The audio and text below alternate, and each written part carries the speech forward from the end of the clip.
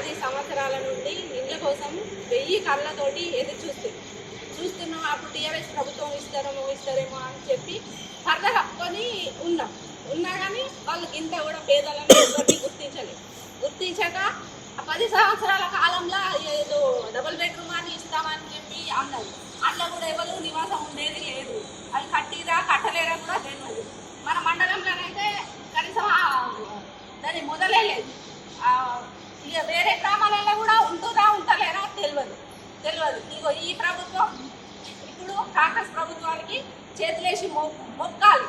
ఎందుకంటే ఇప్పుడు మాలాంటి పేదలు ఎంతో మంచిగా ఇప్పుడు కట్టుకునడానికి అవకాశం ఇచ్చింది. ముందుకు వచ్చినాం, కట్టుకునేది. ఎవరికి 1 రూపాయి కూడా మేము చేత చేయలే.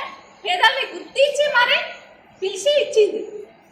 కాంగ్రెస్ ప్రభుత్వానికి కావ్య సత్యనారాయణ గారికి నమస్కారం చేస్తున్నాం.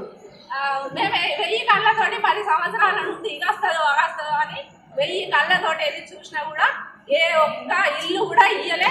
వాళ్ళకే టీఆర్ఎస్ లో ఎవరైతే ఉన్నారో వాళ్ళకే దత్తబంధు, వాళ్ళకే ఇండ్లు, వాళ్ళకే అది ఇది అని చెప్పి అన్నది. ఈ ప్రభుత్వం మాత్రం పేదల్ని గుర్తించి ఇస్తుంది. కానీ పేదలు ఎక్కడున్నారా అని వెతికి మరి ఇస్తుంది. తిరుగడి స్కీము అది ఆ దళితులకు వచ్చలేదు. అందులో ఉన్న కార్యకర్తలకే వాళ్ళకే ఇచ్చుడు, వాళ్ళు ఉన్న కార్యకర్తలకే. మరి అప్పుడు దయచేసి మాజీ ఎమ్మెల్యే గారు కొంచెం తగ్గించుకోరు. ఇప్పటికైనా కొంచెం పేదల్ని గుర్తించి పేదల్ని కొంచెం ముందుకు నడవనియండి. అప్పుడు ఆ ప్రభుత్వంలో 1000 కళ్ళతో ఎదురు చూసినాము. పరద కప్పుకొని నా ఇల్లే తను కూడా వచ్చి చూసిరు. నా ఇల్లే నా కళ్ళ ఒక స్థానం కూడా ఇచ్చిర్రు టీఆర్ఎస్ లో. కానీ ఆ ప్రభుత్వాన్ని నమ్ముకుంటే ఇక మన్నే బుక్కుడు కానీ ఏం లేదు.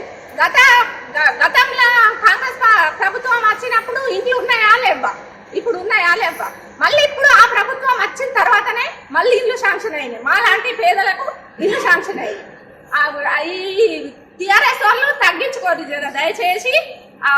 మాజీ ఎమ్మెల్యే గారు తగ్గించుకోర్రి. మా మీద వ్యతిరేకం అది ఇది అని చూపకుర్రి.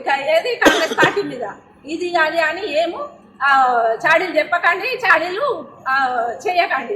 దయచేసి పేదల్ని బతికియండి, కొంచెం పేదల్ని ముందుకు తేయండి. అంతేగాని ఇక మేము ఇది చేస్తాం, మేము అది చేస్తాము. అదేంటి దళిత బంధు కోసము మా అమ్మ వాళ్ళ ఇంటికాడ 2 లక్షలు లంచం తీసుకురు దళిత బంధు కోసం. మేము ఎస్సీలమే, మాది 2 లక్షలు లంచం తీసుకొని ఆ లంచాలు అంటే 2 లక్షలు, ఈ 10 లక్షలు అంటే 2 లక్షలు అంటే అట్లా పెట్టిన వాళ్ళు 40 మంది ఉన్నారు. మా అమ్మ వాళ్ళ ఊళ్ళే, మన ఊళ్ళో ఎక్కడ పెట్టలే, గన్నవరం కాడ పెట్టలే, నాలమల్లె కాడ, నాలమల్లె అనే గ్రామంలో పెట్టిర్రు. కానీ ఆ 10 లక్షలు లేవు. పేదల్ని గుర్తించలేదు, పేదల్ని బతికించలేదు. దయచేసి తగ్గించుకోరు ఇప్పటికైనా.